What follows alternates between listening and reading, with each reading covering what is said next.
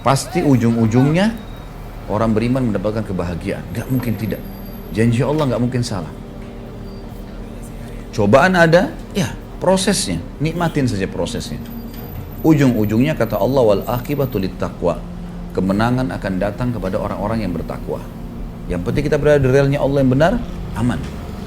Ingat, Allah mengawasi semua hambanya. Allah tahu semua perilaku kita. Allah tahu yang disembunyikan di dalam hati seseorang. Jangan bermain api sama Allah nih. Hati-hati Bapak Ibu sekalian, Ibu-ibu sekalian. Jangan menganggap konyol Allah nggak tahu. Oh karena suami saya nggak tahu ya sudahlah. Enggak, ada ceritanya. Allah mengawasi. Kita punya Tuhan yang satu, Allah. Suaminya ibu punya Tuhan satu Allah, ibu punya Tuhan juga satu Allah. Anak kita punya Tuhan satu Allah. Hewan yang ada kucing di depan rumah yang kita tendang, Tuhannya juga satu Allah. Allah Maha Adil, akan menghukum siapa yang salah. Bukan kita yang hukum, Allah akan hukum. Gak usah khawatir. Saya kasih contoh riwayat supaya bisa direnungi. Nabi Musa alaihissalam satu hari waktu di Tursina, di bukit Tursina, beliau sambil menunggu selama 40 hari kitab Taurat turun. Ada beberapa kejadian-kejadian besar di situ. Di antaranya Musa alaihissalam pernah meminta agar di hari ke-37 menunggu di Tursina agar Allah memperlihatkan dirinya. Lalu Allah subhanahu wa ta'ala menyuruh Musa melihat gunung-gunung yang ada di sekitarnya. Gunung-gunung yang ada di sekitarnya. Ternyata gunung itu hancur lebur karena tidak mampu untuk menampung kedatangan Allah. Allah nggak datang. Tapi baru Allah mengatakan kalau gunung-gunung itu bisa menampung kedatanganku maka aku bisa datang. Aku akan datang hai Musa. Tapi ternyata Allah, waktu Allah baru mau datang, gunung-gunungnya hancur lebur depan mata Nabi Musa sampai Nabi Musa pingsan. Tapi ini bukan bahasan kita. Ada kejadian sebelumnya. Musa alaihissalam sempat mengatakan, ya Allah, aku ingin sekali melihat keadilanmu. Aku ingin sekali melihat keadilanmu. Kata Allah, mengutus Jibril alaihissalam datang dan Jibril mengatakan, hai Musa, Tuhanmu berkata, kau tidak mampu. Kau tidak bisa sabar melihat keadilannya Allah kalau ke dalam kejadian langsung. Ada kejadian terjadi, kamu akan sulit untuk bisa sabar untuk menunggu itu. Karena ada prosesi-prosesi dalam kasus-kasus yang ada. Kata Musa, saya akan coba sabar dengan taufik dari Allah. Baik, Allah setuju, dikasih ke Musa alaihissalam. Maka Musa alaihissalam disuruh pergi ke salah satu mata air di sekitar gunung Tursina, padang pasir, gunung-gunung batu, nggak ada orang di situ. Tapi ada mata air, airnya ngalir. Musa alaihissalam disuruh oleh Allah ke situ, nggak buat apa-apa, situ aja duduk. Udah, saksikan saja apa yang terjadi. Nggak lebih daripada itu. Maka yang terjadi adalah Musa alaihissalam lihat dari jauh. Nggak lama kemudian ada orang datang nunggangin kuda. Orang ini datang nunggangin kuda, dia haus, dia turun ke mata air itu. Orang ini nggak lihat Musa alaihissalam. Musa alaihissalam di tempat yang tersembunyi. Maka Musa alaihissalam melihat orang ini turun, minum air, ternyata di pinggang sebelah kirinya orang ini ada kantong isinya uang. Ya. Cukup banyak. Rupanya waktu dia minum, jatuh terlepas dari pinggulnya dan dia tidak pinggangnya dan dia tidak sadar. Dia naik tunggangi kudanya, dia pergi. Ini orang yang pertama, Musa saksikan alaihissalam. Yang kedua, orang yang kedua datang anak kecil. Belum balik, umur 9-10 tahun datang, minum air di situ. Dia lihat ada kantong duit, dia ambil sama anak kecil pergi. Musa alaihissalam lihat. Sudah selesai, datang orang ketiga. Orang buta, matanya sudah tua. Datang, dia dengar suara air, dia mampir, dia minum air di situ. Dia wudhu mau sholat, tapi Allahu alam, ini riwayatnya memang dikatakan mau sholat. Bagaimana sholatnya dulu mereka di zaman Nabi Musa alaihissalam, Allahu alam ya. Apakah sama dengan kita sekarang, jumlah rakaatnya, kan namanya kita nggak ngerti. Karena nggak ada penjelasan, yang penting di zaman dulu ada sholat gitu kan. Baiklah, orang buta ini wudhu mau sholat. Ternyata orang yang pertama tadi penunggang kuda kembali. Dia tanya si buta ini, kakek tua, kakek buta, kamu lihat nggak duit saya di sini? Saya buta, mau lihat apa? Kamu pasti ambil, kamu pasti lihat, karena tidak ada orang lain. Ini padang pasir, pasti kamu yang ambil. Enggak, geledah aja barang saya. Enggak, saya nggak percaya. Cekcoklah dua orang ini sampai penunggang kuda membunuh dia. Si buta dibunuh. Dia lihat kiri kanan tidak ada orang. Kemudian dia naik tunggangi kuda, dia pergi. Dianggap sudah uangnya hilang. Baik. Sekarang kira-kira menurut kita ini, ibu-ibu sekarang di sini, siapa yang salah, siapa yang benar nih? Dalam kasus seperti ini. Musa alaihissalam saksikan ya. Dalam pandangan Musa alaihissalam mungkin sama dengan kita. Yang salah anak kecil.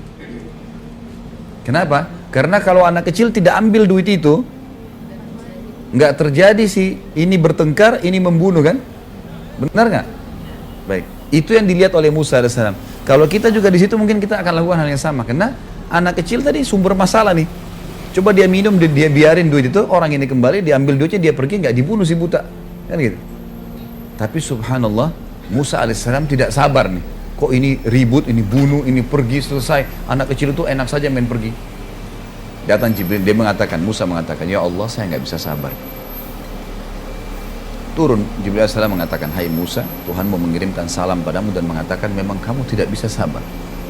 Kau tidak akan sabar kalau mau melihat, mau menilai keadilan Allah sulit. Baiklah, tapi ceritanya seperti ini hai Musa, diceritakanlah. Yang benar dari 3 orang itu, si anak kecil. Justru yang dianggap Musa salah, itu yang benar. Gimana ceritanya kata Musa alaihissalam? Kata Jibril alaihissalam, kita bicara sekarang tentang ayahnya si anak. Anak ini kecil, ini rupanya punya ayah. Ayahnya mati dibunuh oleh orang. Ayahnya sebelum dibunuh oleh orang, dia pernah menjadi pegawainya penunggang kuda itu. Dan penunggang kuda itu pernah tidak memberikan gaji ayahnya si anak. Dan subhanallah, sebentar. Jumlah uang yang dia tidak kasih, sejumlah yang ada di kantong itu. Jadi penunggang kuda tidak pernah berpikir sebelumnya, kenapa dia meletakkan uang sejumlah itu.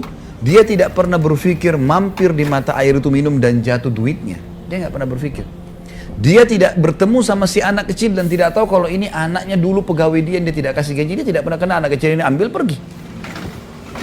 Anak ini juga belum balik. Nggak ada hukum syar'i pada dia. Maka kata Jibril alaihissalam, karena ayahnya si anak itu terzalimi oleh si penunggang kuda, maka Allah dengan keadilannya memberikan haknya orang yang terbunuh, ya si ayahnya si anak ini, kepada ahli warisnya. Walaupun sudah mati kembali kepada dia. Kata Musa alaihissalam, lalu bagaimana dengan orang tua yang buta?